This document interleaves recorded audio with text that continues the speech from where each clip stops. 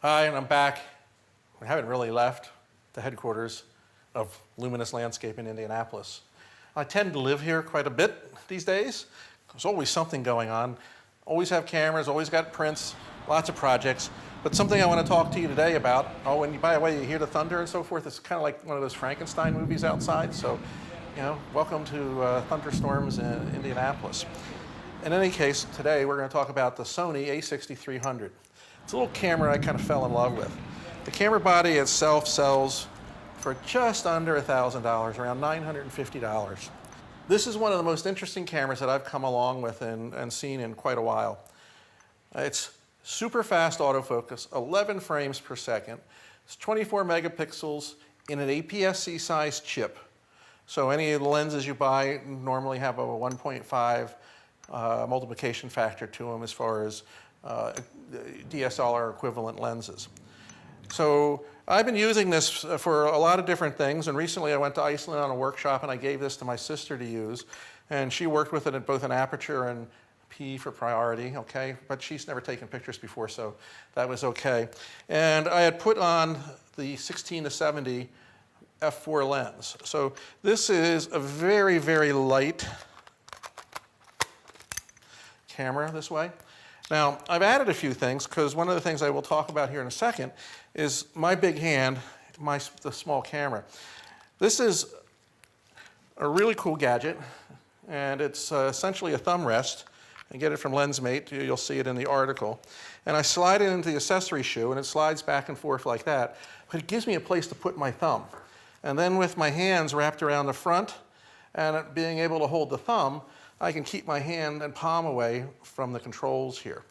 I mentioned in the article that numerous times when using this camera, I would grip this camera really hard and I would end up pushing a button or making something happen and have to go back and make an adjustment. It's a problem with big beefy hands. I'm sure some people don't have this problem. Sony, if you're listening, it would be really cool if you made like a really simple thing where you push this button twice in the center and it locks everything, and you can push it twice again to unlock. How hard can that be? And it would avoid a lot of the issues that I had using this camera. And those were the only issues. Now, some people have had overheating. I haven't experienced that. Some people shoot with video and find that they get overheating with it. I haven't. So that's something you have to go along with in the way you shoot and how you use it. But I ended up using this recently on a trip to Alaska to photograph bears. I went with Wolfe and a number of other photographers, and we went into the Katmai National Forest, and I needed a system. And I thought about renting a Canon 1DX with the big lenses and everything. And then I actually said, I got a camera that does 11 frames per second. And there's a lens, although it's not an E-mount lens, that has a reach. It's 70 to 400, so that would be approximately 105 to 600 millimeter length that I could hand hold with image stabilization. Wow. So this is the setup I took. Lots of images in the article below. So let's take a look at this. Take that lens off. I use an LEA3 adapter. Now there's two different adapters that Sony makes. One is an LEA4, which has a piece of glass in there that does the autofocusing and so forth. This is an LEA3. I can put my finger through it like this. So essentially it's a pass-through, which actually acts as an adapter. It has all the electronics so it can focus the lens, and you're using all the controls, all the sensors that are on the actual camera itself. So this gets mounted to the lens, and then this gets mounted to the camera. And I now have a 105 to 600 millimeter lens. Now, why this was good for shooting the bears? A lot of the Canon guys had the big old white glass, the 300 to 600 or the 200 to 400 millimeter lens. And when photographing bears, it's not like you're shooting a bird on a branch a mile away. These bears are coming at you sometimes and charging at you and working their way around. Now, bear in mind, they're not coming at us to eat us. They're coming at us because there happens to be a fish in front of us that they want to eat. So having the ability to be able to zoom in quickly and have the ability to focus quickly and do focus tracking, which this camera did well, I made super images. I was so happy with what came out of this light system. And it's light. It's probably no more than 6 pounds, easy to hand hold, And I was able to fire off images like there was no tomorrow. So something I highly, highly recommend. Watch this, listen to this, I'll turn it on. Now listen to this.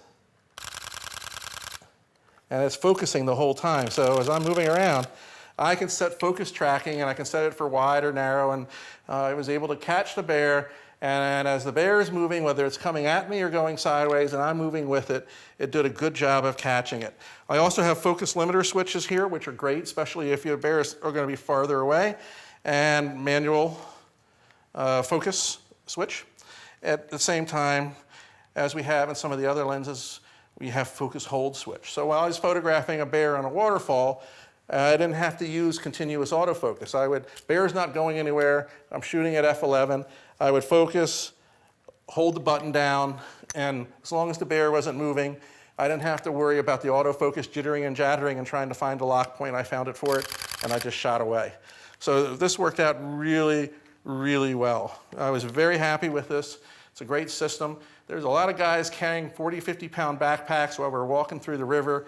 I was carrying this and my sandwich and some extra batteries, and I did have a backup A7R2 and a 70-200 in the bag just in case I fell into the water and ruined this one.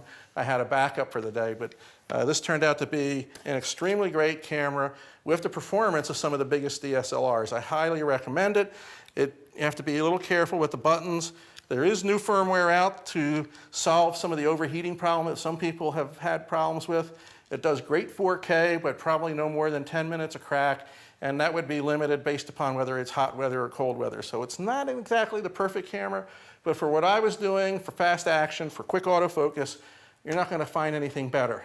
Now, just to throw this in before we close, I think this is an experimental camera. I think Sony put this together, and a lot of the technology you see in this, you're going to see on some of the future Sony cameras.